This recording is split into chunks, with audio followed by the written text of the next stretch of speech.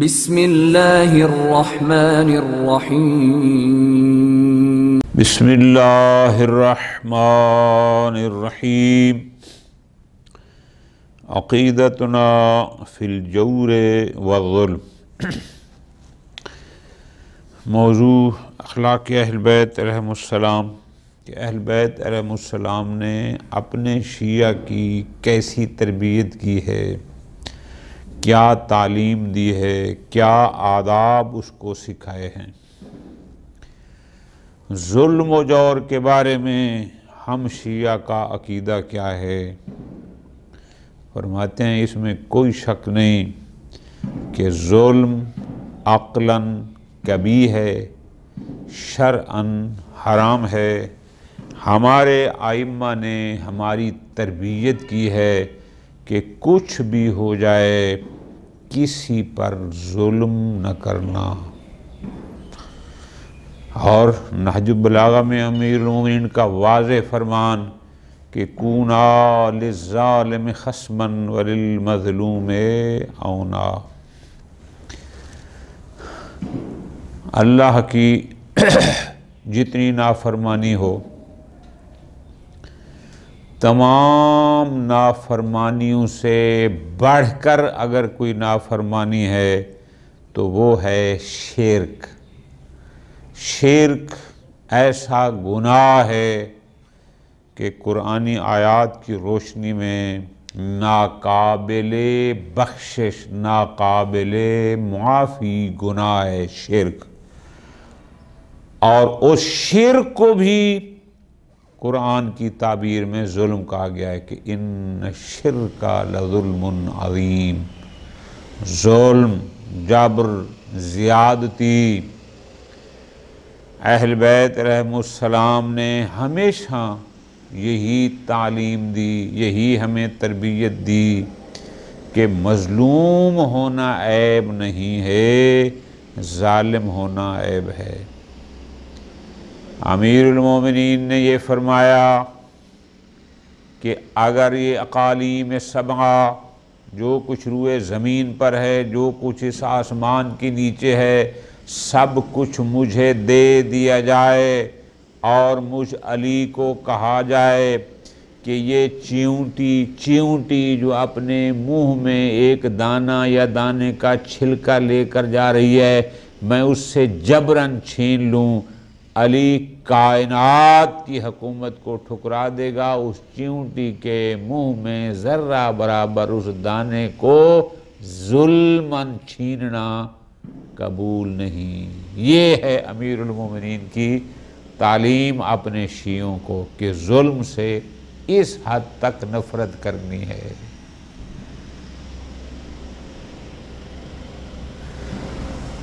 اللہ اکبر۔ عقیدتنا فی الجور والظلم، ظلم اور زیادتی۔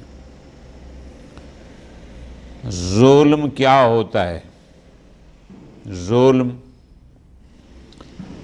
وضع الشیء فی غیر محلہ، اس کے مقابل میں ہوتا ہے عادل، یعنی وضع الشیء فی محلہ، جو جس لائق ہے، جو شے جس لائق ہے اس کو وہاں رکھنا، یہ عادل کہلاتا ہے۔ کرنے والا عادل ہوگا۔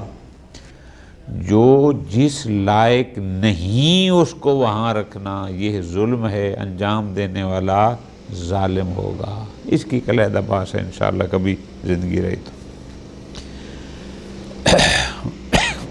من اکبر ما کان یعظمہ الائمہ علیہم السلام علی الانسان من الذنوب۔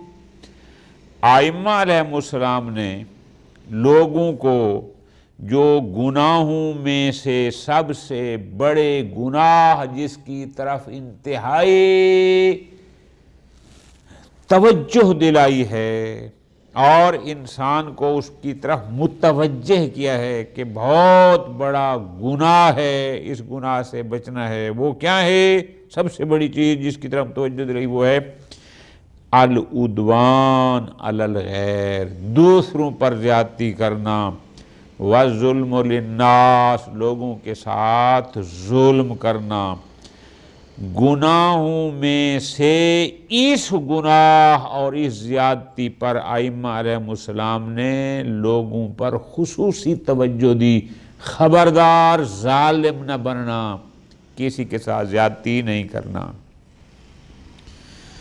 وَذَلِكَ اتِّبَاعًا لِمَا جَاءَ فِي الْقُرْآنِ الْكَرِيمِ، اس لیے کہ قرآن مجید نے ظلم کی مذمت کی، اور آپ کو پتہ ہے اہل البیت وہی فرماتے ہیں جو کچھ قرآن فرماتا ہے۔ قرآن مجید من تحویل ظلم و استنقارہ، قرآن مجید میں اللہ تعالیٰ ظلم کو انتہائی ناپسند قرار دیا، ظلم سے ڈرایا گیا کہ شرک جیسے گناہ کو بھی اللہ نے ظلم سے تعبیر کیا۔ سورہ ابراہیم آیت نمبر 42، وَلَا تَحْسَبَنَّ اللَّهَ غَافِلًا عَمَّا يَعْمَلُ الظَّالِمُونَ انما یؤخرہم لیوم تشخص فیہ الابصار، سورہ ابراہیم آیت نمبر 42۔ بلاغ القرآن نے اس کا ترجمہ یہ کیا، اور ظالم جو کچھ کر رہے ہیں آپ اس سے اللہ کو غافل تصور نہ کریں، یہ نہیں کہ اللہ ان کو ظلم کو جانتا نہیں ہے، نا، اللہ نے بے شک انہیں اس دن تک مہلت دے رکھی ہے جس دن آنکھیں پھٹی کی پھٹی رہ جائیں گی۔ ظلم عظیم گناہ ہے، اللہ کا ناپسندیدہ ترین عمل ہے۔ میں نے گزارش کی کہ شرک جیسے گناہ کو بھی ظلم کہا گیا۔ قد جاء فی کلام امیر المومنین علیہ السلام ما یبلغ الغایت فی بشاعت الظلم والتنفیر من، نہج البلاغہ امیر المومنین نے ایک مقام پر فرمایا کہ جس سے امیر المومنین کی اس کلام سے پتہ چلتا ہے کہ وہ ظلم کو کتنا قبیح قرار دیتے ہیں، ظلم سے کتنی نفرت کرتے ہیں، اور دوسروں کو ظلم سے نفرت دلاتے ہیں کہ ظلم سے بچو۔ بشاع کہتے ہیں قوب کو، یعنی ظلم کی قباحت، انتہائی قباحت امیر المومنین کو اس جملے سے نظر آتی ہے اور بچاتے ہیں۔ كَقَوْلِهِ هُوَ صَادِقَ الْمُصَدَّقُ مِنْ كَلَامِهِ فِي نَهْجِ الْبَلَاغَةِ، نہج البلاغہ یہاں انہوں نے خطبہ نمبر 219 لکھا ہے، لیکن ہمارا اردو میں جو علامہ مفتی جعفر حسین رحمۃ اللہ علیہ کا جو ترجمے والا نہج البلاغہ ہے، جس کی ایپ بھی بن چکی ہے، اس کے مطابق یہ خطبہ نمبر 221 ہے۔ میں تبرکاً پڑھتا ہوں۔ فرمایا واللہ لو اعطیت الاقالیم السبعۃ بما تحت افلاکہا علی ان اعصی اللہ فی نملۃ اسلبہا جلب شعیرۃ ما فعلتہ۔ مفتی صاحب کی اردو میں اس کا ترجمہ یہ ہے، خدا کی قسم اگر ہفت اقلیم ان چیزوں سمیت جو آسمانوں کے نیچے ہیں مجھے دے دیے جائیں کہ صرف اللہ کی اتنی معصیت کروں کہ میں چیونٹی سے جو کا ایک چھلکا چھین لوں تو کبھی بھی ایسا نہیں کروں گا۔ یعنی ایک طرف کائنات کی حکومت اور ایک طرف چیونٹی کے منہ میں ایک جو کا چھلکا معمولی سا، امیر المومنین فرماتے ہیں میں اتنا معمولی ظلم بھی کائنات کی حکومت لینے کے مقابل میں نہیں کروں گا۔ یہ ہے امیر المومنین کا درس اور ہماری تربیت کہ ظلم سے اس حد تک نفرت ہے. ھذا غایت ما یمکن ان یتصورہ الانسان. ایک انسان، ہمیں چھوٹا سا بھی کہیں سے مفاد ملے تو ہم کسی پر ظلم و زیادتی کر جاتے ہیں کہ چلو اتنا بڑا پیکج مل رہا ہے اس سے پھر معافی مانگ لیں گے. فرماتے ہیں امیر المومنین انتہائی ایک انسان کیا سوچ سکتا ہے، ایک طرف ما تحت السماء کائنات کی حکومت پوری دنیا کی ایک طرف، اور ایک طرف ایک چیونٹی کے منہ میں ایک معمولی سا دانہ، اس پر ظلم. فرماتے ہیں نا غایت یعنی انتہائی چیز کے جو انسان تصور کر سکتا ہے فی التعفف عن الظلم کہ امیر المومنین کتنا ظلم سے اپنے آپ کو بچاتے ہیں. والحاذر من الجور کسی پر زیادتی سے کس حد تک ہمیں ڈراتے ہیں. واستنکار عمل اور کتنا اس عمل کو ناپسند کرتے ہیں. انہ لا یظلم نملۃ فی کثرت شعیرہ کہ جو علی ایک چیونٹی کے منہ میں جو کے چھلکا کو چھیننے جتنا ظلم بھی نہیں کرتا. وَإِنْ أُعْطِيَ الْأَقَالِيمُ سَبَتَاهِ اقالیم سبا اس کو مل جائیں اور جو کچھ آسمان کے نیچے ہے. علی اتنا ظلم نہیں کرتا. جملہ سمجھنا ہے، آگے فرماتے ہیں یہ ہے علی اس آسمان نے جس پر سایہ کیا وہ ساری دنیا کی حکمرانی مجھے مل جائے، سب کچھ مجھے مل جائے، میں اتنا معمولی سا ظلم کرنے کو بھی تیار نہیں ہوں. یہ ہے علی. فَكَيْفَ حَالُ مَنْ بَلَغَ فِي دِمَاءِ الْمُسْلِمِينَ تو ایک طرف وہ انسان جو مسلمانوں کا خون بہانے میں مبالغہ بے دریغ مسلمانوں کا خون بہاتا ہے. وَيَنْهَبُ أَمْوَالَ النَّاسِ لوگوں کے مال چھین لیتا ہے. وَيَسْتَهِينُ فِي أَعْرَاضِهِمْ لوگوں کی عزتوں سے کھیلتا ہے، ان کی عظمت سے اکرام سے کھیلتا ہے. اس کا کیا حال ہوگا؟ علی تو ایک چیونٹی کے ساتھ بھی ظلم کرنے کے لیے تیار نہیں ہے، اور جو اس حد تک ظلم کرتے ہیں فما حال ان کا کیا ہوگا؟ کیف یکون قیاسہ الی فعل امیر المومنین ایسے بندے کو امیر المومنین کے کردار سے کیا مقایسہ؟ وہ امیر المومنین جو ایک چیونٹی کے ساتھ بھی اتنی زیادتی کرنے کو آمادہ نہیں، اور وہ بندہ جو مسلمانوں کا خون پانی کی طرح بہائے، مسلمانوں کی عزتوں سے کھیلے، مسلمانوں کے اموال لوٹے، اس کا کوئی مقایسہ ہے علی کے ساتھ؟ کیف تکون منزلتہ من فہمہ صلوات اللہ علیہ امیر المومنین کی تعلیم و تربیت سے اس کا کہاں مقام ہوگا کہ وہ کیا سمجھا رہے ہیں اور یہ بندہ بدبخت کیا کر رہا ہے؟ اصلاً اس کی کوئی نسبت ہی نہیں بنتی، کوئی مقایسہ ہی نہیں ہے، بل فادگر دور دور تک اس کا واسطہ ہی نہیں ہے. کیوں؟ ان ھذا ھو الادب الالہی الرفیع یہ جو کچھ امیر المومنین کر رہے ہیں اور سمجھا رہے ہیں یہ آداب الہیہ میں سے ہے، عظیم آداب الہیہ میں سے ہے. الذی یتطلبہ الدین من البشر کہ دین اسلام ہر انسان سے یہی طلب کرتا ہے کہ کوئی کسی پر زیادتی نہ کرے. ان الظلم من اعظم ما حرم اللہ تعالی بہت ساری چیزیں حرام ہیں جو اللہ نے اور شریعت اسلامی میں حرام ہیں، ان تمام محرمات میں ظلم ایک عظیم ترین محرم ہے. فَلِذَا أُخِذَ مِنْ أَحَادِيثِ آلِ الْبَيْتِ وَأَدْعِيَتِهِمْ الْمَقَامُ الْأَوَّلِ فِي ذَمِّهِ وَتَنْفِيرِ أَتْبَاعِهِمْ عَنْهُ. آپ نے دیکھا کہ ائمہ علیہم السلام کی روایات میں اور ان کی دعاؤں میں سب سے پہلے جس چیز کا سمجھاتے ہیں وہ یہی ہے کہ ظلم سے بچنا.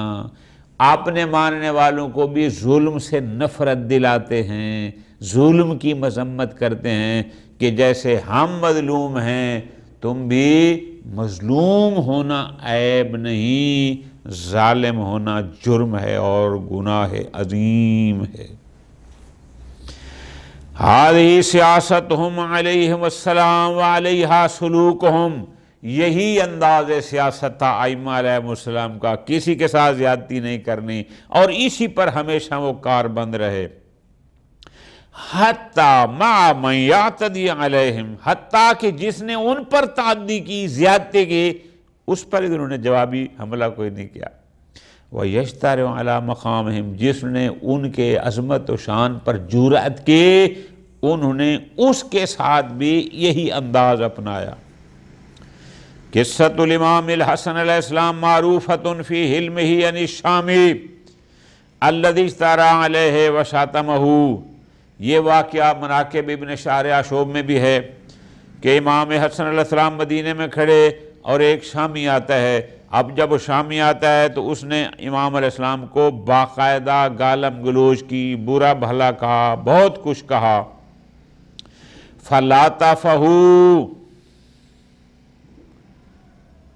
فلاطفہ الامام وعطف علیہ، جو روایت میں نے خود پڑھی اس میں جب وہ گالیاں دے چکا، جو اس نے بکنا تھا بک چکا، امام نے فرمایا لگتا ہے تو اس شہر میں نہیں آیا ہے، لگتا ہے تو نے مجھے پہچانا نہیں ہے۔ آگے امام نے فرمایا اگر تو مجھ سے معافی مانگنا چاہتا ہے تو میں تجھے معاف کر دوں گا، اگر تیرے پاس رہائش نہیں ہے تو میں تمہیں رہائش دوں، اگر تیرے پاس زاد راہ نہیں ہے تو میں تمہیں زاد راہ دوں، اگر تو فقیر ہے تو میں تجھے غنی کر دوں۔ ساری یہ گفتگو امام نے کی اور وہ سنتا رہا۔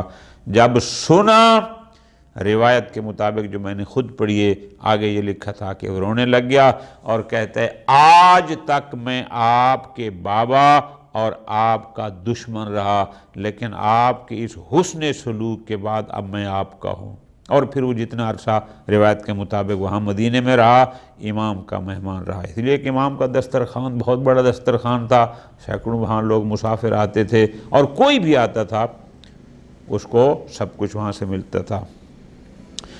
امام نے اس سے محبت کی، حتیٰ اشعرہ بسوء فعلتہ، حتیٰ کہ اس کو فقط سمجھایا صحیح کہ جو تو نے کیا ہے یہ غلط ہے، چونکہ وہ جملہ تھا نا کہ جو تو نے کیا اگر تو معافی مانگے تو میں تجھے معاف کر دوں گا، یعنی تو نے جو کیا ہے وہ غلط کیا ہے،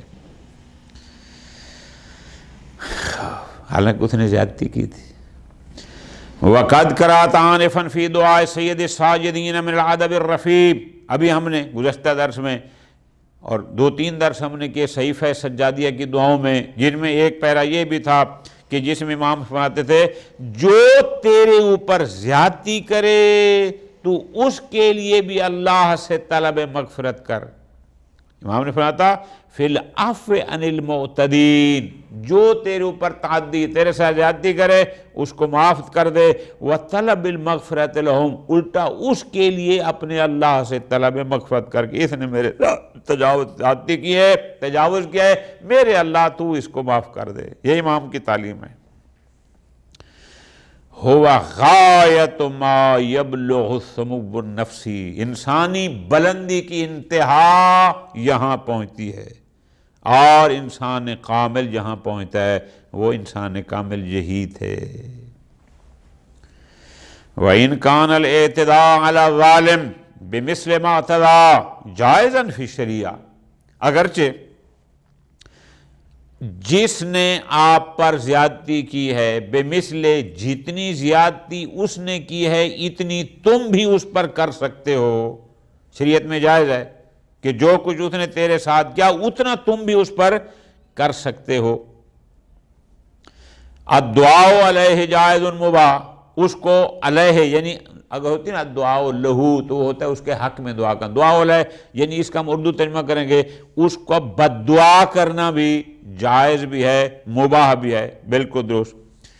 لیکن الجواز شیء والعفو، ایک طرف ہے کہ جیسا اس نے کیا ویسا کرنا جائز ہونا، بد دعا کا جائز ہونا یہ جواز اور شے ہے کہ ویسا کر سکتے ہو، لیکن والعفو اس کو معاف کرنا، الذی ہوا من مکارم الاخلاق، کہ جو بہترین اخلاقیات میں سے ہے کسی زیادتی کرنے والے کو معاف کرنا۔ یہ معاف کرنا شیء آخر، یہ اور شے ہے، جواز اور شے ہے، معاف کر دینا اور شے ہے۔ بل ان الائمۃ ان المبالغۃ فی الدعاء علی الظالم قد تعد ظلما، بلکہ ہمارے ائمہ علیہم السلام کے نزدیک تو یہاں تک ہے کہ اگر آپ کسی ظالم کو بد دعا کرتے ہیں تو بسا اوقات آپ کا مسلسل بد دعا کرنا خود آپ کو ظالم بنا دے گا۔ بد دعا کرو لیکن تکرار نہ کرو۔ کیوں؟ امام جعفر صادق علیہ السلام کا فرمان ہے، فرماتے ہیں ان العبد لیکون مظلوما، انسان اس وقت تک مظلوم رہتا ہے، فما یزال یدعو حتی یکون ظالما، جب تک کہ وہ مسلسل اس کو بد دعا کرتا ہے اور پھر وہ مظلوم سے ظالم میں تبدیل ہو جاتا ہے۔ الفاظ پہ غور، یعنی کیا فرماتے ہیں؟ حتی یکون ظالما فی دعائہ علی الظالم، کہ یہ مظلوم جب ظالم کو کثرت سے تکرارن مسلسل بد دعائیں کرے گا تو یہ مظلوم اپنی اس کثیر بد دعاؤں کے ذریعے بھی بسا اوقات ظالم بن جاتا ہے۔ یعنی یہ ہے تربیت کی، اس حد تک بھی ظلم کی اجازت نہیں ہے کہ تم کسی ظالم کے خلاف کثرت سے بد دعا کرو، کثرت سے نہیں۔ سبحان اللہ، ایکون الدعاء علی الظالم اذا تجاوز الحد ظلما، کہ ظالم کو بد دعا کرنا جب حد سے تجاوز کر جائے تو یہ ظلم ہے۔ روایت یہی بتاتے ہیں کہ ظالم کو حد سے زیادہ بد دعا کرنا بھی، ظالم کو بد دعا کرنا بھی ظلم ہے۔ فرماتے ہیں اذن ما حال من یبتدع بالظلم والجور، ظالم کو بد دعا کرنا اگر ظلم ہے تو جو بندہ کسی پر بے جاہ جا کر زیادتی کرتا ہے، ابتداء بالظلم، یعنی اس نے اس کے ساتھ کوئی زیادتی نہیں کی، یہ جا کر اس کے پر ظلم کرتا ہے اور زیادتی کرتا ہے، اس کی کنڈیشن کیا ہوگی؟ یہ بندہ کہاں کھڑا ہوگا؟ وَيَعْتَدِي عَلَى النَّاسِ، لوگوں پر تعدی کرتا ہے، بے گناہ لوگ بیٹھے ہیں ان کا مال چھین لینا، ان پر ظلم کرنا۔ او ينہش اعراضہم، یا ان کی عزت و ناموس کو ڈسنا۔ ینہب اموالہم، ان سے مال چھین لینا۔ یمشی علیہم عند ظالمین، بے گناہوں کو پکڑ کر ظالموں کے حوالے کرنا یا ان کو ظالموں کے پاس لے جانا۔ او یخدعہم، یا ان بیچاروں کو دھوکہ دینا اس حد تک کہ فیورتہم فی المہلکات، ان کو ہلاکت، یعنی اتنے بڑے دھوکے دیتے ہیں کہ وہ ہلاکت میں گر جاتے ہیں۔ مراد کیا؟ یعنی وہ اتنے مشکلات میں غرق ہو جاتے ہیں کہ ان کے پاس نکلنے کا راستہ نہیں ہوتا۔ او ینبذہم، یا جو لوگ لوگوں کو گالم گلوچ کرتے ہیں، یعزیہم، لوگوں کو اذیت دیتے ہیں، یا تجسس علیہم، لوگوں کی جاسوسی کرتے ہیں، یہ لوگ کہاں کھڑے ہوں گے؟ کیونکہ اہل بیت تو فرماتے ہیں کہ ظالم کو کثرت سے بد دعا کرنا بھی ظلم ہے، اور یہ جو بدبخت ہیں جو بے گناہ لوگوں کو ظالموں کے پیش کرنا، ان کے مال لوٹنا، ان کی جاسوسی کرنی، ان کا پتہ نہیں کیا کیا کیا، یہ کہاں کھڑے ہوں گے؟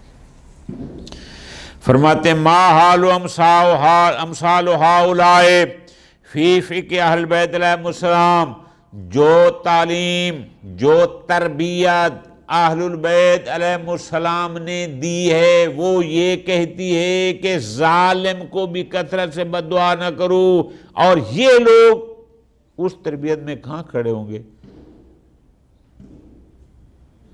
کوئی مقایسہ ہی نہیں ہے۔ فرماتے ہیں ان امثال ہؤلاء، ایسے لوگ، بے گناہ لوگوں کو مارنا، لوگوں کے مال لوٹنا، لوگوں کی عزتوں پہ حملے کرنا، لوگوں کی جاسوسیاں کرنا، لوگوں کو نقصان پہنچانا کسی بھی حوالے سے، یہ لوگ ابعد الناس عن اللہ تعالی، رحمت الہی سے بعید ترین لوگوں میں سے ہوں گے، رحمت الہی کے قریب بھی نہیں ہوں گے۔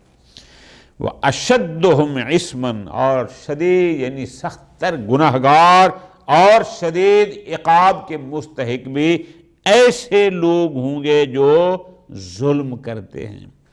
وَأَقْبَحُهُمْ، اور اعمال بجا لانوں میں سے قبیح ترین عامل یہی لوگ ہوں گے، اور بری ترین عادات کے حامل بھی یہی لوگ ہوں گے جو دوسرے لوگوں پر تعدی کرتے ہیں، ظلم کرتے ہیں، زیادتی کرتے ہیں۔ اللہ تعالی ہمیں ظالموں کے شر سے بھی بچائے اور ظالم بننے سے بھی بچائے۔ صلی اللہ علیہ محمد وعلی محمد۔